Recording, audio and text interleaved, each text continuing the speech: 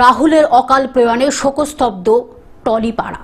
অভিনেতা রাহুল অরুণোদয় বন্দ্যোপাধ্যায়ের মৃত্যুতে শোকস্তব্ধ গোটা টলিপাড়া। অল্প সময় জলে ডুবে থাকলে এমনটা হয় না।